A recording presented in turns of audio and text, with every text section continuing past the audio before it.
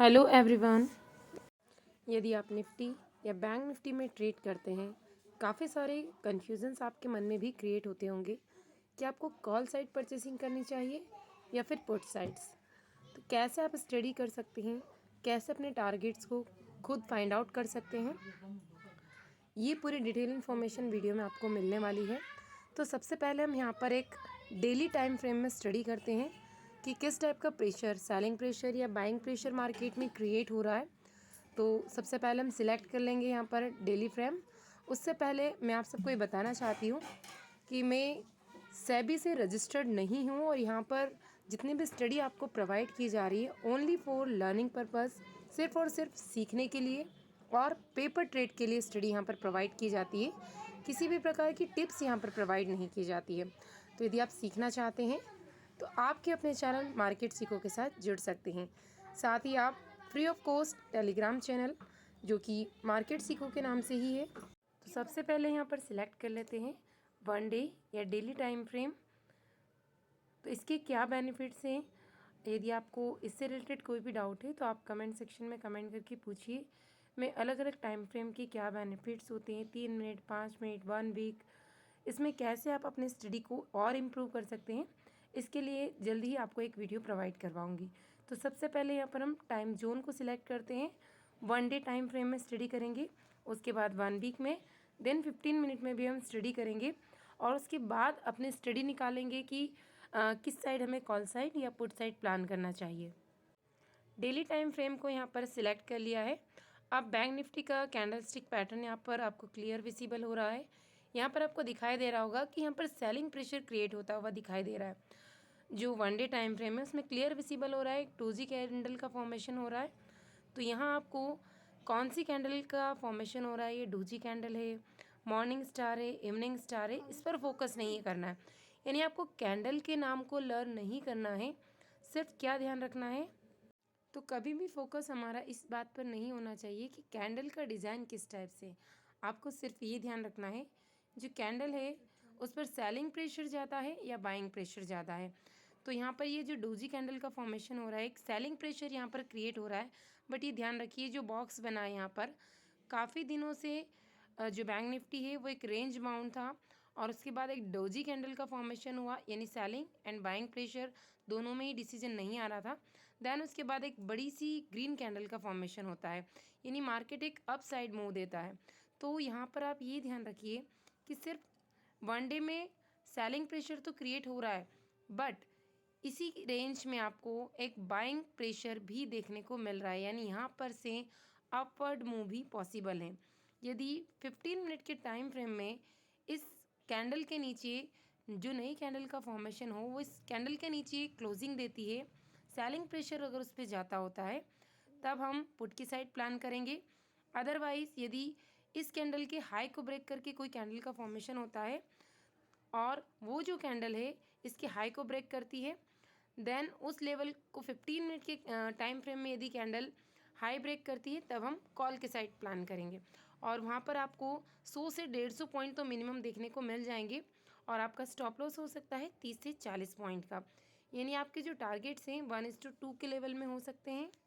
ये डिपेंड करता है कि मार्केट में गैप अप ओपनिंग होगी, गैप डाउन ओपनिंग होगी या फ्लैट। तो इसको थोड़ा सा जूम कर देती हूँ मैं ताकि ये जो पॉइंट्स आपको क्लियर हो जाए। तो ये कैंडल है, इसका हाई और लो दोनों आपको मार्क करना है। उसके बाद जो नई कैंडल का फॉर्मेशन होता है वो किस साइड बन रही है, उसका प्राइस एक्शन क्या बन रहा है।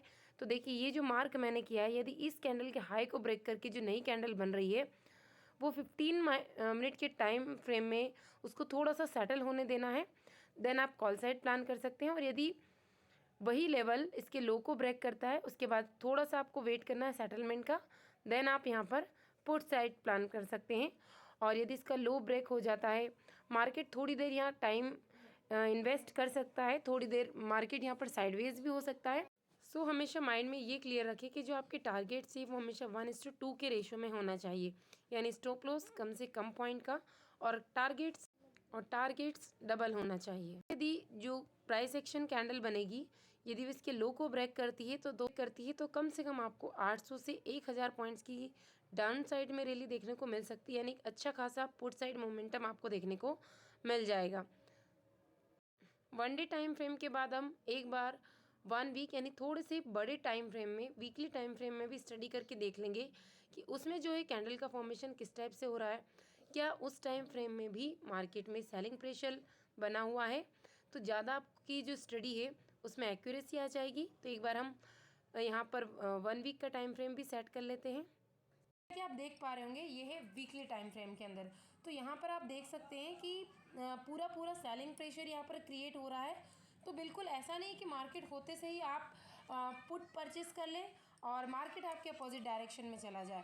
तो सबसे पहले आपको क्या मार्क करना है कि देखिए यहाँ पर आपने जैसा कि ये एक कैंडल का फॉर्मेशन हुआ था, तो अभी मैं आपको क्या बता चुकी हूँ कि आपको कभी भी ये माइंड में ध्यान नहीं रखना है कि रेड है या ग्रीन कैंडल है। आपको सिर्फ ये देखना है कि मार्केट में किस टाइप का प्रेशर क्रिएट हो रहा है, कि डोजी कैंडल यानी कि बाइंग प्रेशर क्रिएट हो रहा है या सेलिंग प्रेशर क्रिएट हो रहा है, उसके ऊपर ही आपको पुट बाय करना है या कॉल बाय करना है, ये डिपेंड करता है। तो सबसे पहले हम थोड़ा सा हिस्ट्री की तरफ मूव करते हैं। जैसा कि यहाँ पर आपको एक सेलिंग प्रेशर क्रिएट होता हुआ दिखाई दिया था। अब आप यहाँ पर ये मार्क कीजिए कि ये जो एरिया अगेन फिर से बाइंग जोन्स का काम करने वाला है। यानी कि हम यहाँ पर सबसे पहले ये देखते हैं कि यदि जो मार्केट है वो ओपन होती है गैप अप के फॉर्म में, गैप डाउन के फॉर्म में या फ्लैट ओपनिंग होती है, उसके ऊपर ही डिपेंड करता है मार्केट का मूव कि किस टाइप का मूव आपको मार्केट में मिल सकता है। तो अभी भी हम ये कोशिश कर रहे हैं। तो अभी भी हमें शो तो यही हो रहा है कि मार्केट के अंदर सेलिंग प्रेशर कंटिन्यू रह सकता है। तो सबसे पहले हम ये जो हमारी जो कैंडल है इसका लो और हाई मार्क कर लेते हैं। यदि मार्केट ओपन होने के बाद 15 मिनट की कैंडल को हम मार्क करेंगे, यदि इस कैंडल का लो ब्रेक हो जाता है और नीचे की साइड में जो कैंडल है वो क्लोजिंग देना स्टार्ट कर देती है, लो ब्रेक होने के बाद सबसे इम्पॉर्टेंट फैक्टर क्या ध्यान रखना है कि जो नेक्स्ट कैंडल का फॉर्मेशन हो रहा है, यदि वो नीचे की साइड डाउनवर्ड साइड क्लोजिंग देना स्टार्ट कर दे इस टाइप से, तब आपको क्या ध्यान रखना है, तब आप बैंक निफ्टी में पुट को बाय करके चल सकते हैं या फिर कॉल को सेल करके चल सकते हैं। और यहाँ पर आपके जो टारगेट से लगभग आप पॉइंट्स का मूव दीजिए। मिनिमम आपको 800 से 1000 के पॉइंट्स, लगभग 800 से 1000 के पॉइंट्स का मूव देखने को यहाँ पर मिल सकता है। किस साइड सेलिंग प्रेशर क्रिएट होगा तो पुट की साइड ये मूव आपको देखने को मिल सकता है। अब नेक्स्ट हम क्या देख सकते हैं, अगर यहाँ पर ये जो एरिया है यहाँ पर से अगर मार्केट फिर से इस एरिया से अगर मार्केट रीटेस्ट करती है और रीटेस्ट करने के बाद में एक अच्छी खासी दीदी अपवर्ड साइड में एक कैंडल का फॉर्मेशन होता है, यहाँ से इस एरिया से बात कर रहे हैं हम, अगर वापस से इस एरिया से यहाँ से रीटेस्ट करने के बाद में अगर अपवर्ड कैंडल का फॉर्मेशन होता है तो यहाँ पर आपको एक अच्छा खासा अपमूव देखने को मिल सकता है। और यदि इस एरिया को ब्रेक करती तो अगेन आपको 500 से 600 पॉइंट की रैली देखने को मिल जाएगी कॉल साइड, तब आप कॉल साइड का प्लान कर सकते हैं। अब थोड़ा सा और छोटा टाइम फ्रेम ले लेते हैं। अभी हमने एक वीकली टाइम फ्रेम ले लिया, डेली टाइम फ्रेम ले लिया, और अब हम देखते हैं 15 मिनट के टाइम फ्रेम में आपको क्या देखने को यहाँ पर मिल सकता है। चेक करते हैं 15 मिनट्स का। तो देखिए 15 मिनट्स के टाइम फ्रेम में आपको क्या दिखाई दे रहा होगा, यहाँ पर जो क्लोजिंग हुई है, क्लोजिंग किस पॉइंट पर हुई है, यहाँ पर क्लोजिंग आप देखिए ये हो रही है 43,219 पर इसने क्लोजिंग दी थी। और ये जो फॉर्मेशन हो रहा है ये कुछ इस टाइप से आपको दिखाई दे रहा हो। अगर यहाँ पर ये इस एरिया को ब्रेक करती है, यानी जो कैंडल का फॉर्मेशन हो रहा है, यदि गैप डाउन ओपनिंग होती है इस एरिया में और इस साइड मूवमेंट आता है, यानी डाउनवर्ड साइड कैंडल का फॉर्मेशन होता है, डाउन साइड में कैंडल क्लोजिंग देती है, तो आप पुट साइड प्लान कर सकते हैं एक स्विंग ब्रेक के साथ में। 50 से 60 पॉइंट का यहाँ पर थोड़ा सा बड़ा आपको स्टॉप लॉस रखना है और साथ में ईएमए को भी ध्यान में रखते हुए चलना है। और यहाँ पर एक अच्छी खासी रैली आपको देखने को मिल सकती है, यानी कि ये जो मूवमेंट है लगभग आप मान के चलिए 500 से 600 पॉइंट मिनिमम, और अगर थोड़ा सा बड़ा मूव आता है तो 42,000 नेक्स्ट टारगेट हम मान के चल सकते हैं, सेकंड टारगेट को हम मान के चल सकते हैं, और फर्स्ट टारगेट हमारा 400 से 500 पॉइंट तो हो ही जाएगा।